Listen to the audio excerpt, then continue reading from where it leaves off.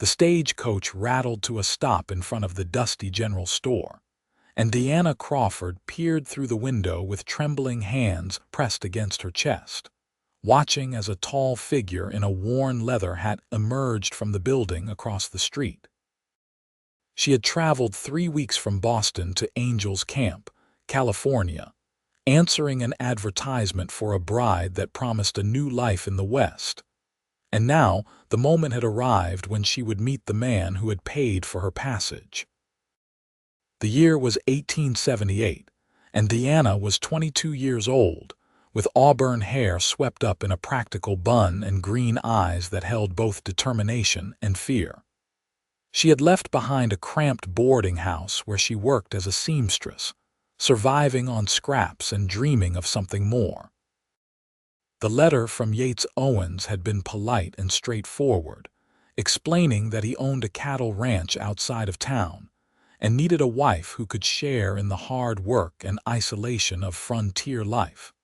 The stagecoach driver opened the door and offered his hand. Deanna stepped down onto the wooden planks of the street, her traveling dress already dusty from the journey. She clutched her small carpet bag and looked toward the man approaching her. He was perhaps 27 or 28, with sun-weathered skin and eyes the color of creek water in summer. His stride was confident but not aggressive, and when he removed his hat, she saw dark brown hair that needed cutting. "Miss Crawford." His voice was deeper than she had expected, rougher around the edges like sandpaper on wood. "Yes. Mr. Owens, call me Yates. Welcome to Angel's Camp." He gestured toward the street behind him. "I have a wagon ready. We can head to the ranch before nightfall if we leave soon, or if you need to rest, there's a hotel here in town." Deanna noticed the way his eyes searched her face, not with rudeness but with genuine curiosity. She squared her shoulders. "I would prefer to see my new home." Something flickered in his expression, perhaps approval. He reached for her bag and led her toward a sturdy wagon hitched to 2 large horses. The moment Deanna saw them, her stomach clenched with the old familiar dread. The horses were massive beasts with powerful muscles beneath their dark coats, and when one of them tossed its head, she flinched backward. Yates noticed immediately. "They won't hurt you. These are the gentlest animals on the ranch." "I am certain they are." Deanna forced herself to move closer, but her legs felt wooden.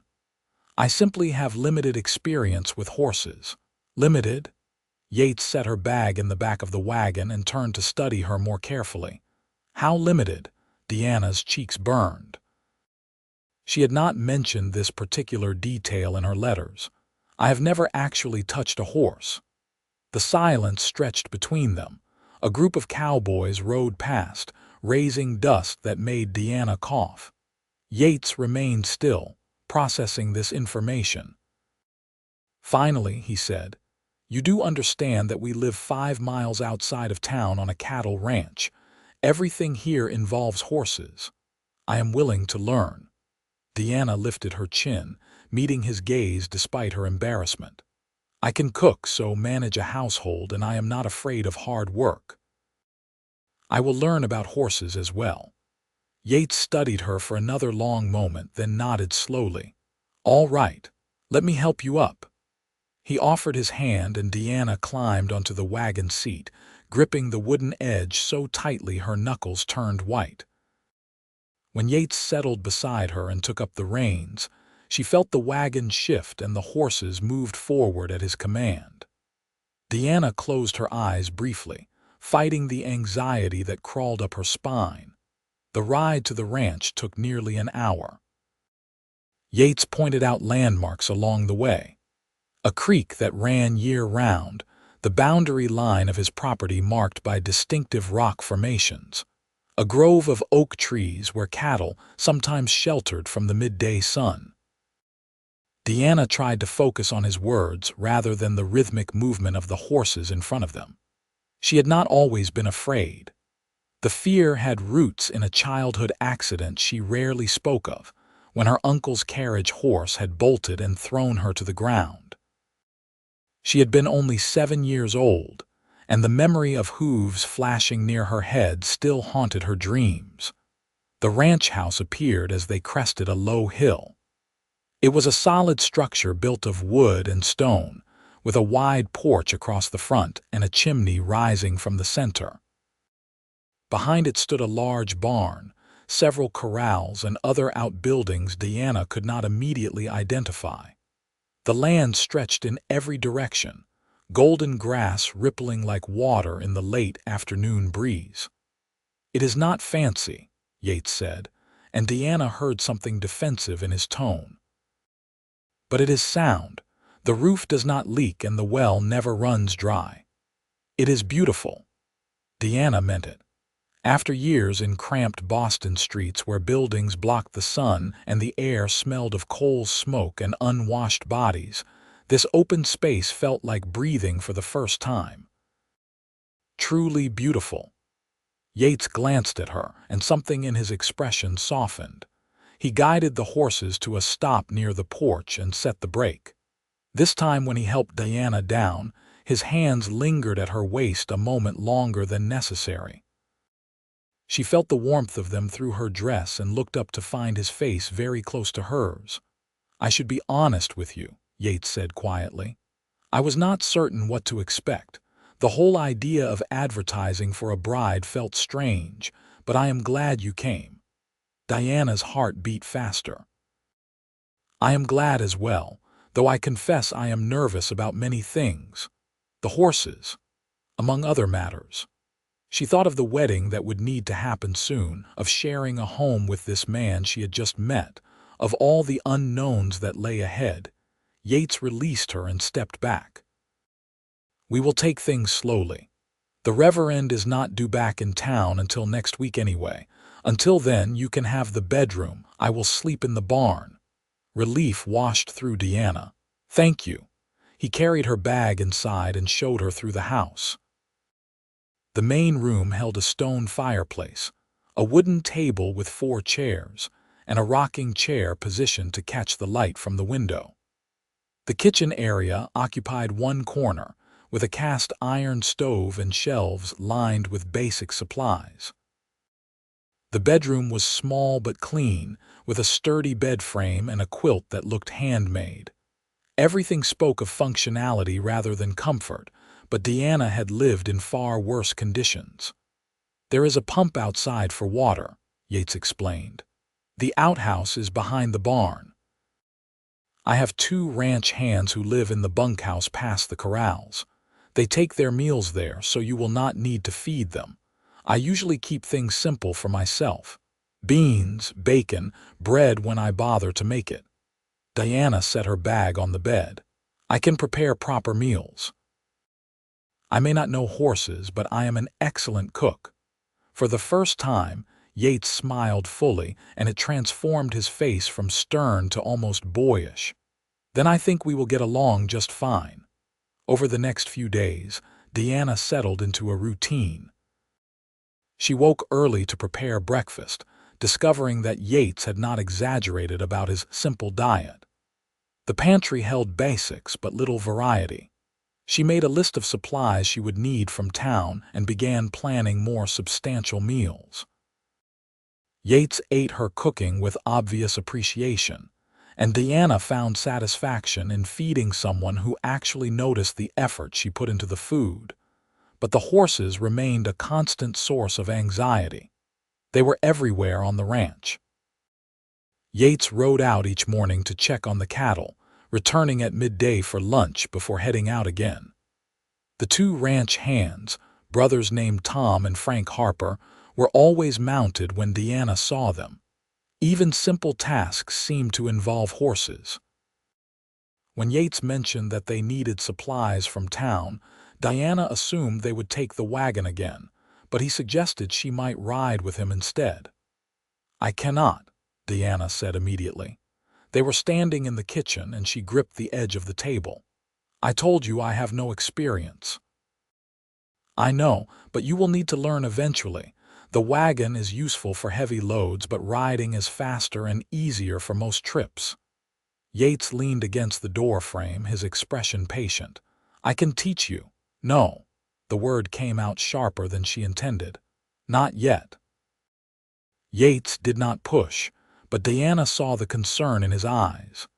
That evening, as they sat on the porch watching the sunset paint the sky orange and purple, he brought it up again more gently. Will you tell me what frightens you so much about horses? Diana wrapped her arms around herself despite the warm evening. When I was a child, my uncle kept a carriage horse, a high-strung animal that should never have been used for that purpose. One day something startled it while I was nearby. The horse bolted, and the carriage wheel struck me and knocked me down. I remember lying on the ground looking up and seeing the horse rearing above me. The hooves came so close to my head. She touched her temple unconsciously. I was fortunate to escape with only bruises. But I have been unable to be near horses since then without feeling that same terror. Yates listened without interrupting. When she finished, he was quiet for a long moment. That must have been terrifying for a child, but Diana, not all horses are like that. The animals here are working horses, trained to be steady and reliable. They have to be, or they would be useless on a ranch. I understand that logically, but fear is not always logical. No, Yates agreed. It is not, but I think you are braver than you give yourself credit for. You left everything you knew to come west alone. That took courage. Diana looked at him, surprised by the compliment. In the fading light, his face held an expression of genuine respect. Thank you for saying that. I mean it. Yates hesitated, then added, when you are ready, I will teach you. No pressure, no rush. Just know that the offer stands. The wedding took place the following Thursday in the small church at the edge of Angel's Camp. Diana wore her best dress, a deep blue cotton with pearl buttons she had sewn herself. Yates wore a clean shirt and had actually trimmed his hair. The Reverend, an elderly man named Pastor Williams, conducted a brief ceremony with Tom and Frank Harper serving as witnesses. Diana's hands shook as she said her vows, and when Yates slipped a simple gold band onto her finger, she felt the weight of the commitment she had just made. The kiss was chaste and quick, but Diana felt warmth spread through her chest nonetheless. Yates was a good man. She had learned that much in their week together. He was patient, hardworking, and treated her with respect. Many women married for far less. That night, back at the ranch, Diana found herself nervous for entirely different reasons. Yates must have sensed it because after supper he suggested they sit on the porch again. They talked about inconsequential things, the weather, plans for expanding the herd, a cougar that had been spotted in the hills. Eventually Diana relaxed, and when they finally went inside, Yates's touch was gentle and unhurried. He took his time, and Diana discovered that the physical aspect of marriage was not the frightening ordeal she had half expected, but something that could be tender and even pleasurable with the right person. In the morning, Diana woke to find Yates already up and making coffee. He smiled when she entered the kitchen, a different kind of smile than before, more intimate. Good morning, wife. The word sent a flutter through her stomach. Good morning, husband. They fell into a comfortable rhythm over the following weeks. Diana managed the household, cooked meals, mended clothes, and began planning a vegetable garden near the house. Yates worked the ranch from dawn to dusk, but always made time to sit with her in the evenings. They talked more easily now, sharing stories from their pasts. Yates had grown up on a ranch in Texas before coming to California to claim land of his own. His parents had died of fever when he was 19, leaving him to make his way alone. Diana told him about her childhood in Boston, her mother who had died in childbirth when Diana was 10, her father who drank himself to death 3 years later. They had both known loss and loneliness, and that shared understanding created a bond between them. But the horse issue remained unresolved. Deanna avoided the corrals and the barn, taking circuitous routes to the garden or the well to stay away from the animals. She knew it could not continue indefinitely. The ranch was too small, and horses too central to everything that happened there. Yates never mentioned it directly, but she sometimes caught him watching her with a thoughtful expression. The crisis came on a hot morning in July. Deanna had been married for nearly a month and was hanging laundry on the line behind the house when she heard shouting from the direction of the corrals. She hurried around the corner to find Tom Harper on the ground clutching his leg, his face contorted with pain. Frank knelt beside him while Yates examined the injury. "Broke his leg," Frank called when he saw Deanna. "Horse spooked and threw him into the fence rail. We need to get him to the doctor in town right away." Yates looked up, his expression grim. "Frank, you ride ahead and tell Doc Preston we are coming. I will bring Tom in the wagon." "The wagon will take too long on these rutted roads, especially with him in this much pain," Frank protested. "Better if I help you get him on a horse and we ride double. We can make it in half the time." "You cannot manage him alone if he passes out from the pain," Yates said. "I need to drive the wagon so I can keep him stable." Deanna saw the problem immediately. They needed both men to get Tom to town safely, but that would leave the ranch unattended. More than that, several other horses were still in the corral, and someone needed to stay to make sure they did not break through the damaged fence rail. "I can watch the ranch," Deanna said quickly. All three men looked at her. Yates shook his head. "You should not be here alone." "I will not be entirely alone. The horses are here." Deanna tried to make her voice sound confident despite the fear curling in her stomach. "Go. Tom needs a doctor." Tom groaned and Yates made a decision. "All right, but stay in the house. Do not go near the corrals." "We will be back as soon as we can." Deanna nodded and stepped back as the men carefully loaded Tom into the wagon. She watched them drive away, Frank riding alongside until they disappeared over the hill. Then she turned and looked at the ranch, truly seeing it for the first time as something she was responsible for rather than just a place where she lived. The afternoon stretched long and quiet. Deanna worked in the garden, prepared supper for when Yates returned, and tried not to think about the horses in the corral. But as the sun began its descent toward the horizon, she heard a sound that made her freeze. Wood cracking. She set down the bowl she had been using to mix biscuit dough and walked slowly toward the window. From this angle, she could see the corral clearly. The damaged fence rail had broken further, and one of the horses, a large gray mare, was pushing against it with her shoulder. If the rail gave way completely, the horses would escape, and Deanna had no idea how to stop them or round them up again. Yates would return to find his horses scattered across the hills, and it would be her fault for not preventing it. Diana's heart pounded as she walked outside. She told herself she would just look, assess the situation. But as she drew closer, she could see that the rail was moments from breaking entirely. The gray mare pushed against it again, and Deanna heard the wood groan. "Stop that," Deanna said, her voice coming out as barely more than a whisper. The horse ignored her. Of course it did. Deanna was standing 15 feet away. She forced herself to take 3 steps closer. Then 3 more. The mare turned its head and looked at her with one large dark eye. Deanna froze, her chest tight with fear, but the horse did not rear or bolt. It simply watched her with what seemed like mild curiosity. "Please," Deanna said, louder now, "please stop pushing on the fence." The mare snorted and turned away, but it did move back from the rail. Deanna saw her chance. If she could just reach the fence and brace the rail somehow, she could prevent it from breaking until Yates returned.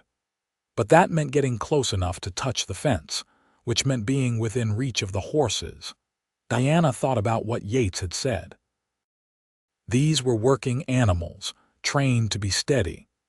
She thought about Tom Harper lying in the back of the wagon with his broken leg, about Yates trusting her to watch over the ranch.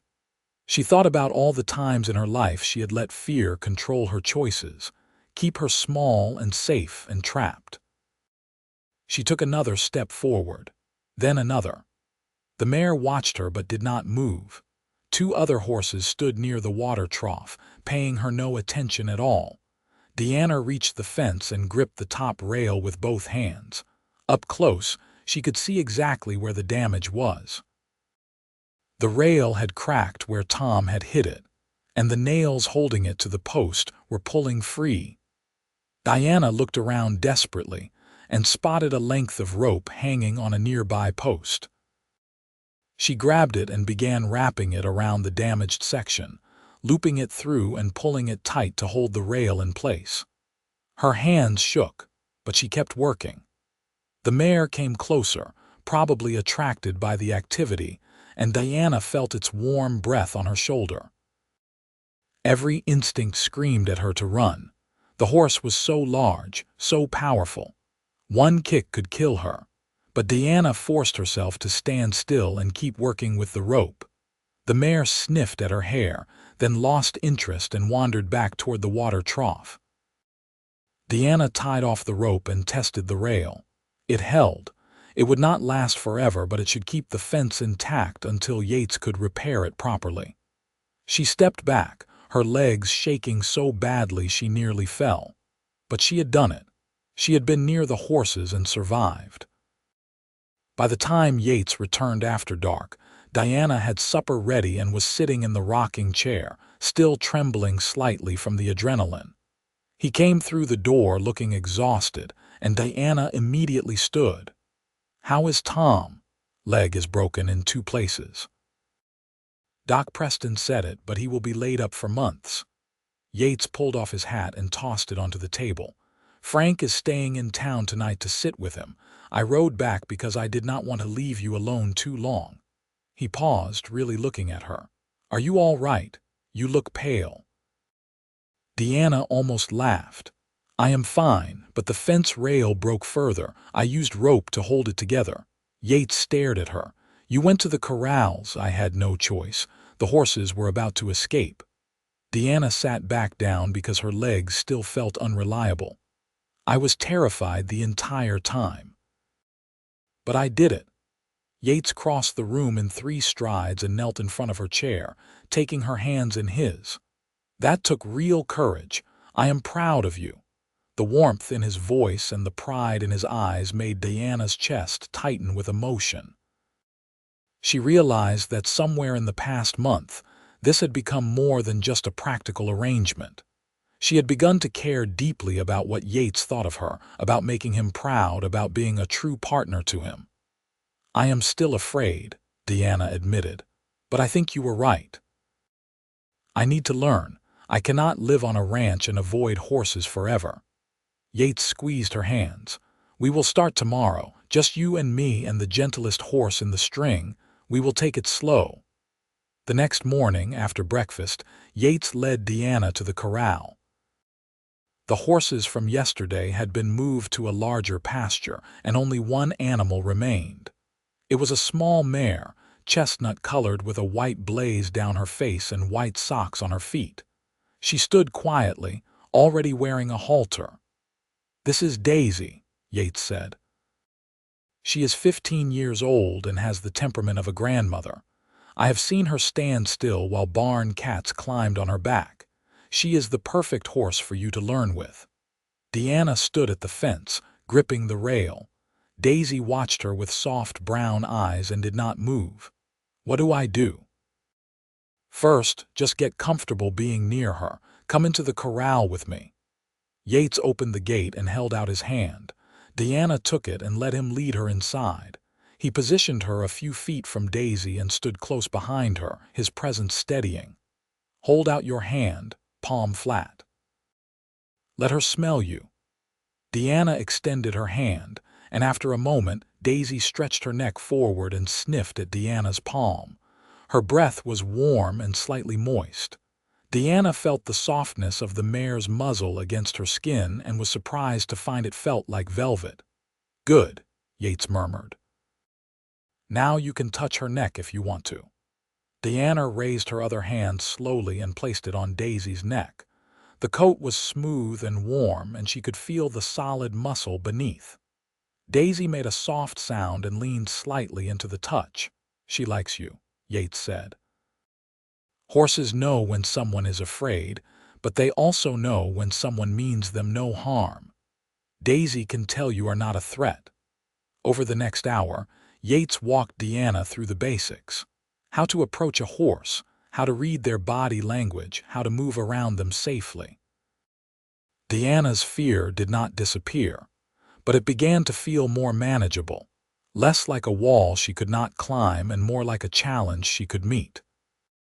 The next day, Yates taught her how to groom Daisy, showing her how to use the brushes to clean the mare's coat and how to pick the dirt and stones from her hooves.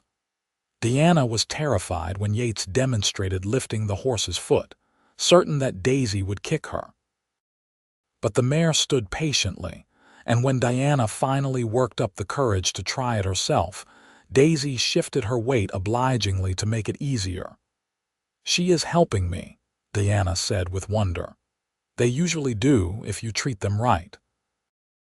Yates leaned against the fence, watching with an expression that made Deanna's heart flutter. "You are a natural at this. I would not go that far. I am still frightened. But you are doing it anyway. That is what courage is." On the third day, Yates brought a saddle. Deanna looked at it with trepidation. "Already? We are not going to ride yet. Just get Daisy used to wearing it with you around and get you used to handling the tack." Yates showed her how to place the saddle blanket, how to lift the saddle onto the horse's back without startling her, how to tighten the cinch. Diana's arms ached from the weight of the saddle, and she fumbled with the buckles, but Yates guided her hands patiently until she got it right. "Tomorrow," Yates said, "we will try having you sit on her while I lead, just around the corral." That night, Deanna lay in bed with Yates's arm around her, listening to his steady breathing. They had grown close over these weeks, and their physical relationship had deepened in ways that surprised her.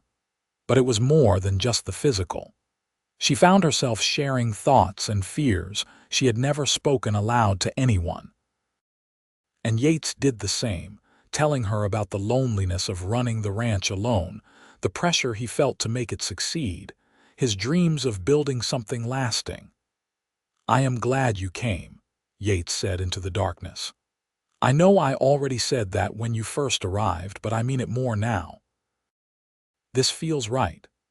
Deanna turned to face him, though she could barely make out his features in the dim moonlight filtering through the window. "I am glad, too. I was so frightened when I left Boston. I thought perhaps I was making a terrible mistake. But this feels like home now. You feel like home." Yates kissed her forehead, then her lips. "Tomorrow, when you sit on Daisy for the first time, remember that I will be right there. I won't let anything happen to you, I know." The morning was clear and warm when Deanna walked to the corral. Daisy was already saddled and waiting, and Yates stood beside her with a smile. "Ready?" Diana nodded, not trusting her voice. Her heart was pounding, and her palms were slick with sweat despite the careful breathing she had been practicing all through breakfast. Yates led Daisy to the mounting block, a wooden step he had built specifically for this purpose. "Step up here. Put your left foot in the stirrup, hold the saddle horn, and swing your right leg over. I will help you." Deanna climbed onto the mounting block. From this height, Daisy looked even larger. The ground seemed very far away, but Yates was watching her with such confidence and encouragement that Deanna found herself following his instructions. She put her foot in the stirrup, gripped the saddle horn so hard her knuckles turned white, and somehow managed to pull herself up and over. Suddenly, she was sitting in the saddle, higher off the ground than she had ever been while near a horse.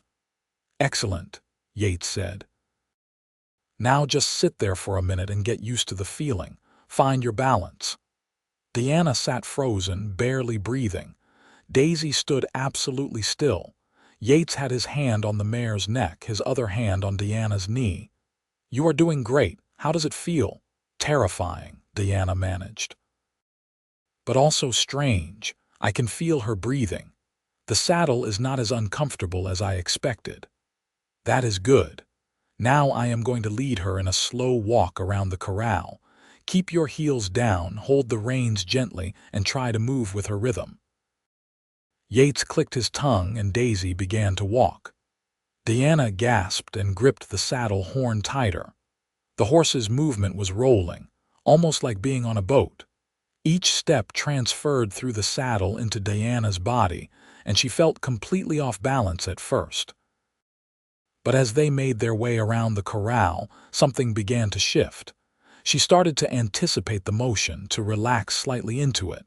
"Breathe," Yates reminded her. "You are doing wonderfully." They circled the corral 3 times before Yates stopped Daisy and helped Deanna dismount. Her legs were shaking when her feet hit the ground, but she was also smiling. "I did it. You did." Yates pulled her into a hug, and Deanna buried her face against his chest, feeling the solid warmth of him. "I am so proud of you." Over the next 2 weeks, Deanna rode Daisy every day. First with Yates leading, then with him walking beside them, then finally on her own with Yates watching from the fence. Each session built her confidence a little more. She learned how to steer with the reins, how to ask the horse to move faster or slower, how to sit a trot without bouncing painfully in the saddle. The fear was still there, lurking at the edges, but it no longer controlled her. Frank Harper returned from town with news that Tom was healing, but would indeed be out of commission for at least 3 months. Yates needed to hire temporary help, which meant going into Angel's camp to post notices and spread the word. He suggested that Deanna ride with him. On Daisy. Deanna asked, "Yes, it is only 5 miles. You can do it." Deanna thought about the longest ride she had done so far, which was around the entire ranch property with Yates, about 3 miles. 5 miles would be more, but not impossibly more. And she found herself wanting to try, wanting to prove to herself that she could do this. All right. They left early in the morning, Yates on his regular mount, a tall bay gelding named Copper, and Deanna on Daisy. The ride was beautiful. The summer grass had turned golden, and wildflowers bloomed in patches of purple and yellow. Cattle grazed in the distance, and hawks circled overhead. Deanna focused on staying balanced and keeping Daisy moving at a steady walk. When they reached steeper terrain, Yates showed her how to lean back slightly to help the horse navigate the slope. Halfway to town, they stopped to rest the horses and drink from their canteens. Deanna dismounted without help, feeling proud of how natural the motion had become. Yates smiled at her as if reading her thoughts. "You have come a long way in a few weeks. I had a good teacher." Deanna stroked Daisy's neck, marveling at how comfortable she had become touching the horse, and a patient horse. When they reached Angel's camp, several townspeople stopped to stare at Deanna on horseback. Word had spread that Yates Owens had married a city woman who was afraid of horses, and seeing her riding into town was apparently quite the spectacle. Deanna felt heat rise to her cheeks, but kept her head high. Yates handled his business at the general store and the saloon, posting notices that he needed a ranch hand for the rest of the season. Deanna waited outside with the horses, and to her surprise, found herself actually enjoying standing there holding Daisy's reins. Mrs. Patterson, the minister's wife, stopped to chat and complimented Deanna on her riding. "I heard you were working to overcome a fear," the older woman said kindly. "That takes strength of character. We could use more women like you in this territory." The words warmed Deanna more than she expected. She had spent so much of her life feeling weak and frightened, defined by her limitations. But here in this wild place, she was becoming someone different. Someone stronger. On the ride back to the ranch, Deanna felt confident enough to let Daisy trot for short stretches. The faster gait was bouncier and harder to sit, but also exhilarating. Wind whipped past her face, and she laughed aloud at the sensation of speed. When they arrived home and she dismounted, her legs ached and she knew she would be sore tomorrow, but she felt triumphant. "I want to try riding out to check the cattle tomorrow," Deanna announced over supper. "Really riding like a ranch wife should." Yates looked up from his plate, surprise and pleasure crossing his face. "Are you certain?" "Yes.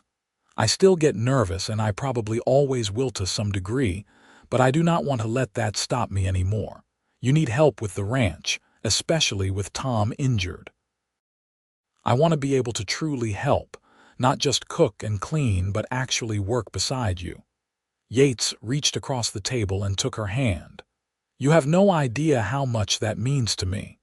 That night, they made love with an intensity that left them both breathless. Deanna felt the change between them, how they had moved from strangers to partners, from a convenient arrangement to something real and deep. When Yates whispered that he loved her, Diana's heart swelled so much she thought it might burst. She had never expected to find this kind of love, this kind of connection. "I love you too," she whispered back, and meant it with every fiber of her being.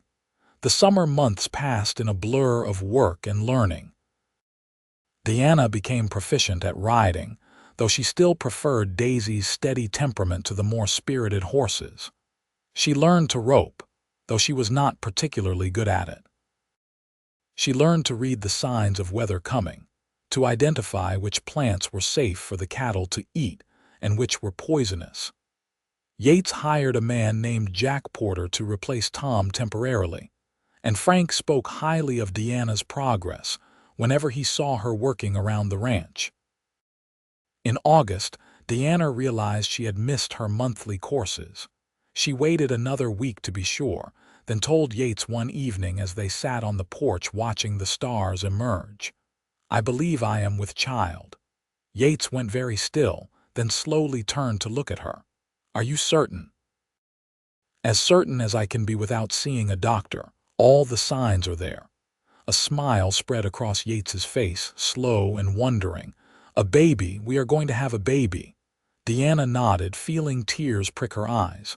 "Are you happy about it?" "Happy."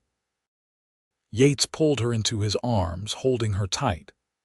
"Deanna, I am beyond happy. I love you so much, and the thought of having a child with you, of building a family together, it is more than I ever hoped for when I placed that advertisement." They went to town the following week to see Doc Preston, who confirmed the pregnancy and estimated that the baby would arrive in late winter or early spring.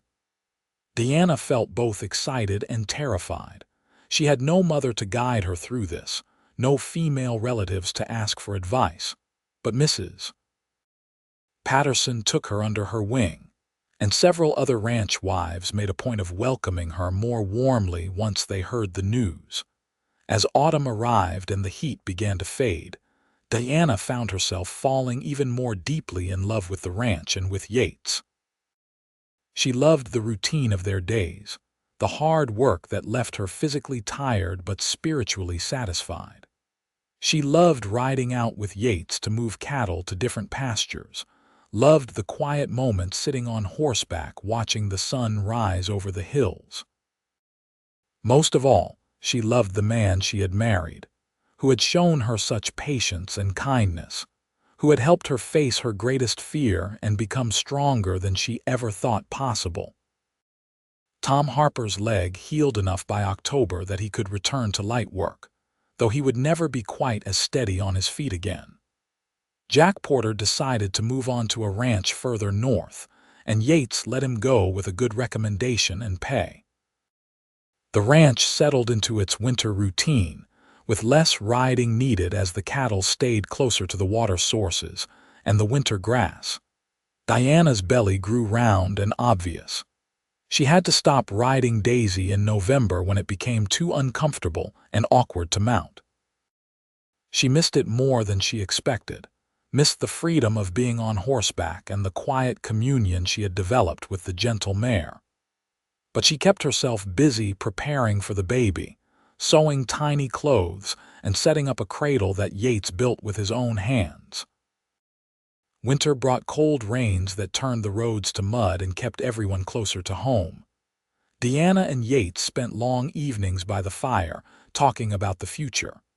They planned to expand the herd in the spring, to build an addition onto the house for more children. Yes, more children. Deanna wanted at least 3, and Yates laughed and said he would be happy with as many as she wanted to give him. As long as you survive the births, he added more seriously. That is what matters most. You matter most. Deanna was touched by his concern. She knew childbirth was dangerous, had known too many women who died bringing life into the world, but she refused to dwell on those dark thoughts. She was strong and healthy, and Doc Preston had said everything looked normal.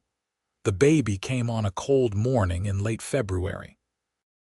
Deanna's labor started just before dawn, and Yates rode through the freezing rain to fetch the doctor and Mrs. Patterson, who had agreed to help with the delivery.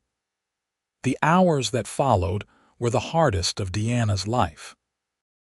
The pain was worse than anything she had imagined, and there were moments when she was certain she could not continue, could not push anymore, could not survive another contraction. But Yates stayed by her side the entire time, holding her hand, wiping her forehead with a cool cloth, whispering encouragement. And when the baby finally emerged with a loud wail, and Doc Preston announced it was a boy, Diana felt such a rush of love and relief that she burst into tears. They named him William, after Yates's father. He was perfect, with a full head of dark hair and strong lungs. Yates held his son with such tenderness and awe that Deanna fell in love with him all over again. Here was this tough rancher, this man who worked with cattle and horses and rope, cradling a tiny infant as if he were made of glass.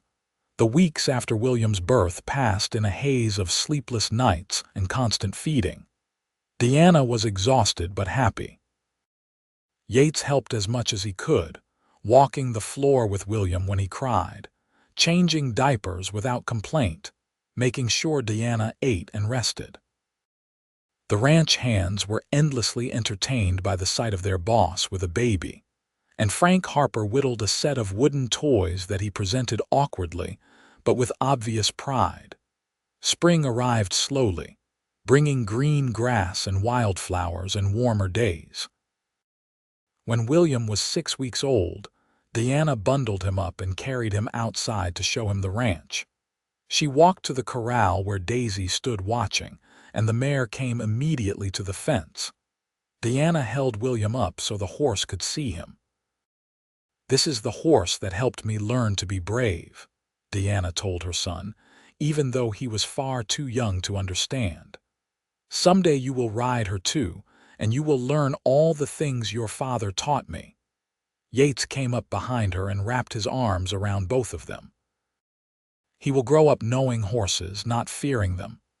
"Yes," Deanna agreed, "but if he does develop a fear, we will help him through it, the way you helped me." As William grew, Deanna gradually returned to her ranch duties.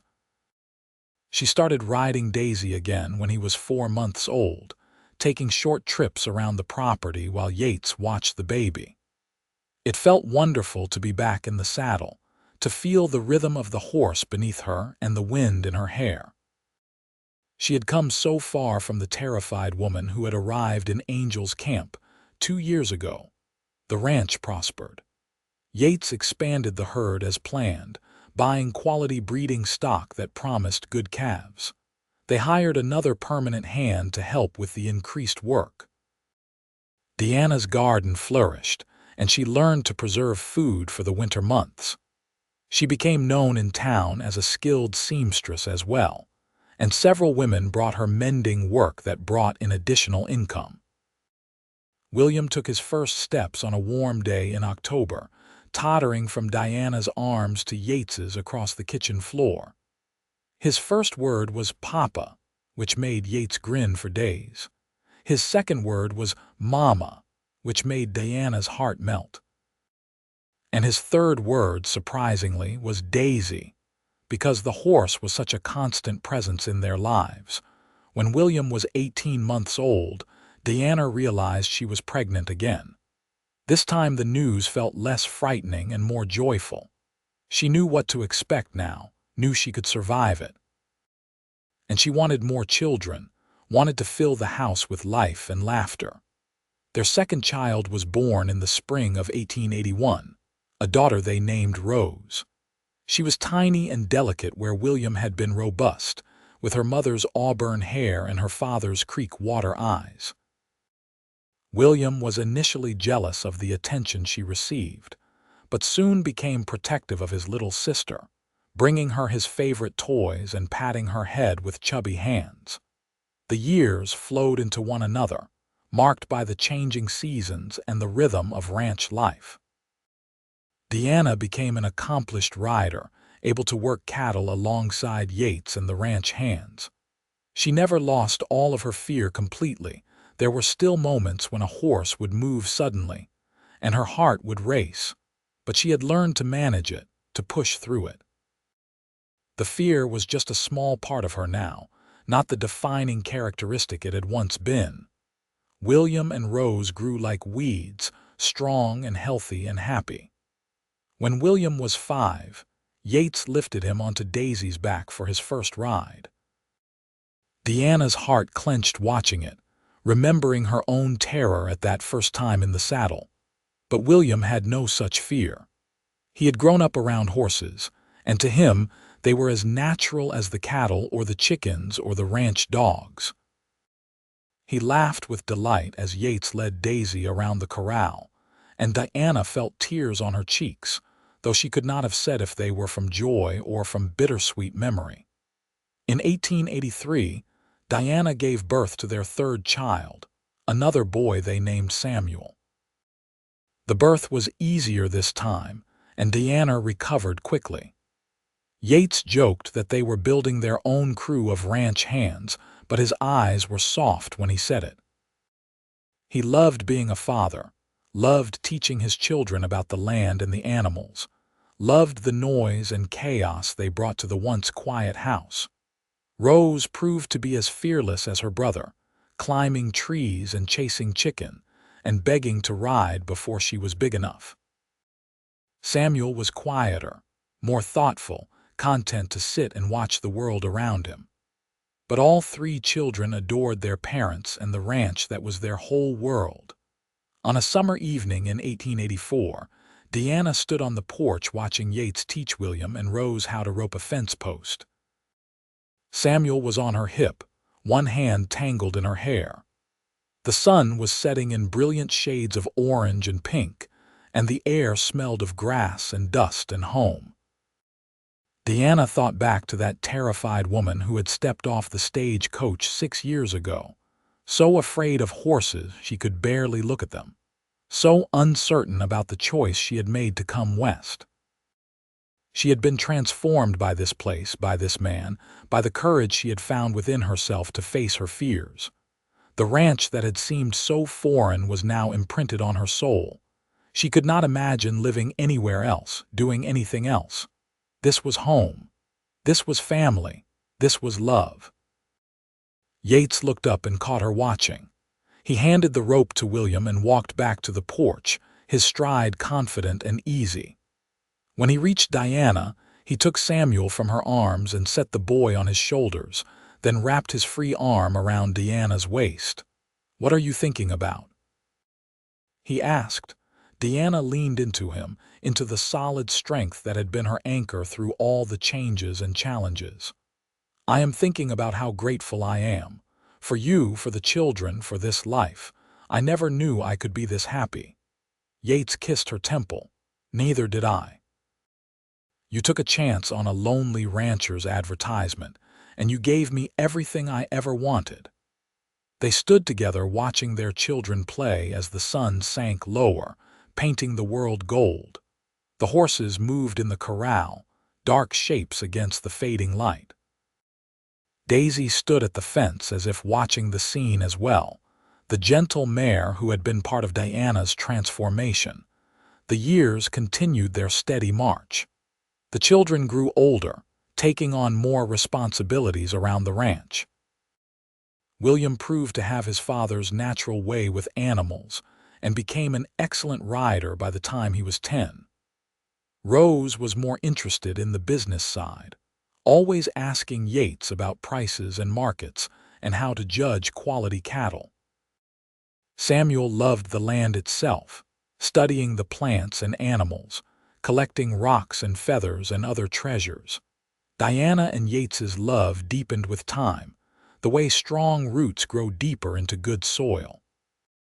They had their disagreements, as any couple does, but they had learned to talk through problems, to listen to each other, to remember that they were partners in all things. The passion between them remained strong, and Diana often felt a flutter in her stomach when Yates smiled at her in that special way, even after all these years. In 1888, when William was 10, Rose 8, and Samuel 5, Yates decided it was time to expand the ranch significantly. Neighboring property had become available, nearly doubling their land.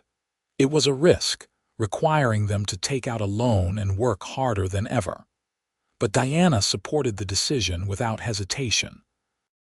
She had learned to trust Yates's judgment about the ranch, and more than that, she trusted their ability to face challenges together. The extra work was grueling. They hired 3 more hands and built additional corrals and another barn. Diana took on more of the business record keeping, tracking expenses and income with meticulous care.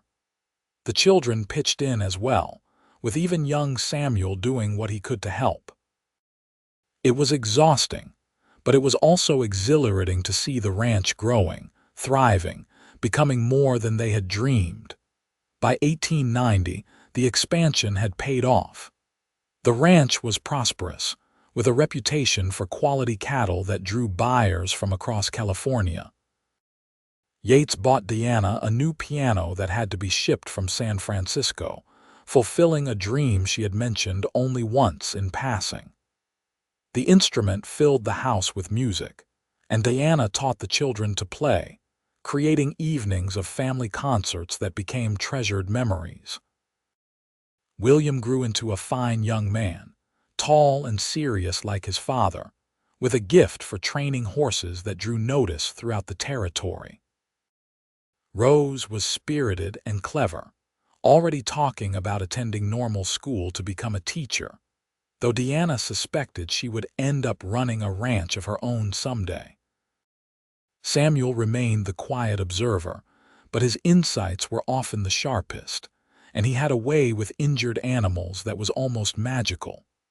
On their 12th wedding anniversary, Yates took Diana on a ride to the far edge of their property, to a spot overlooking a valley they had just acquired. They dismounted and stood looking out over the land, and Yates pulled a small box from his saddlebag. "I never gave you a proper courtship," he said. "We started this marriage as strangers in a business arrangement, but you became my best friend, my partner, the love of my life. I want you to have this." Inside the box was a necklace, a delicate gold chain with a small pendant shaped like a horse. Diana's breath caught. "It is beautiful." "It reminded me of Daisy," Yates said, "and of your courage in learning to ride despite your fear." "You are the strongest person I know, Diana. Thank you for taking a chance on me, on us, on this life." Diana's vision blurred with tears. "Thank you for being patient with me, for teaching me to trust, to be brave, for loving me." They kissed there on the hilltop, the wind carrying the scent of grass and wildflowers, the horses grazing peacefully nearby. Below them stretched the ranch they had built together, the life they had created from a simple advertisement, and a leap of faith. The years rolled on, bringing their share of joys and sorrows. Daisy died peacefully in her sleep at the age of 27, and Diana wept like she was losing a member of the family. In many ways, she was. That gentle mare had been the bridge between fear and courage, had carried Diana into a new version of herself. They buried Daisy in the pasture she loved, and Yates carved a wooden marker that read, "Daisy, patient teacher and faithful friend." William married at 22, bringing home a spirited young woman named Catherine who fit into ranch life as if born to it. They built a house on the far section of the property and started their own family, giving Diana and Yates their first grandchildren. Rose did go to normal school, but returned to Angel's Camp to teach at the local schoolhouse, where she met and married the blacksmith, a gentle giant named Paul who adored her fierce intelligence. Samuel, true to his quiet nature, stayed on the ranch and became Yates's right hand in managing the day-to-day operations. He never married, seeming content with his books and his animals and the land he loved. Diana worried about him sometimes, but Yates reminded her that not everyone found happiness in the same way, and Samuel seemed genuinely content with his life. In 1900, on a warm spring afternoon, Diana and Yates sat on their porch as they had done countless times over the years. They were both in their mid-40s now, with gray threading through their hair and lines etched on their faces by sun and wind and laughter. The ranch had grown into one of the most successful operations in the region, and they had 6 grandchildren with another on the way. "You ever regret it?" Diana asked. "Advertising for a bride instead of courting someone local." Yates turned to look at her, surprise in his creek water eyes. "Never, not for a single moment. Why do you ask?" Diana shrugged. "I was just thinking about how unlikely it all was. A city woman afraid of horses coming to a cattle ranch. It should not have worked, but it did work." Yates took her hand, his grip still strong despite the arthritis starting to settle into his joints. "It worked because we both chose to make it work. Because you were brave enough to face your fears and I was patient enough to let you do it at your own pace. Because we fell in love." "Yes," Diana agreed softly. "We fell in love." They sat in comfortable silence, watching the sun paint the sky in brilliant colors. In the corral, William's eldest son was practicing his roping, his young voice carrying on the breeze.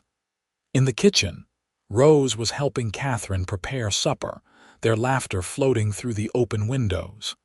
Samuel was somewhere out checking the cattle, doing what he did best. Diana thought about the journey that had brought her here, from the cramped streets of Boston to this wide open land. She thought about the girl she had been, timid and afraid, and the woman she had become, strong and confident. She thought about Yates teaching her to ride, his hands steady and patient, his voice encouraging. She thought about the first time she had galloped across the open range, wind in her hair and joy in her heart, the fear completely left behind. Most of all, she thought about love. The deep, abiding love she shared with Yates, built on trust and respect and genuine partnership. The love she had for her children and grandchildren. The love she had for this land that had challenged her and changed her and ultimately embraced her as one of its own. "I am happy," Diana said suddenly. "Truly, deeply happy. I wanted you to know that." Yates squeezed her hand. "I am happy too. Every single day I am grateful you stepped off that stagecoach."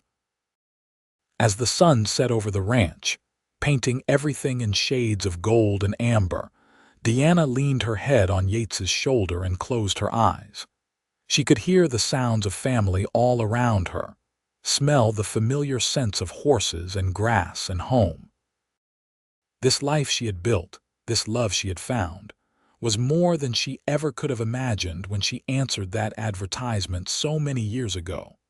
The mail-order bride who had been afraid of horses had found her courage, her purpose, and her heart in the wild California hills.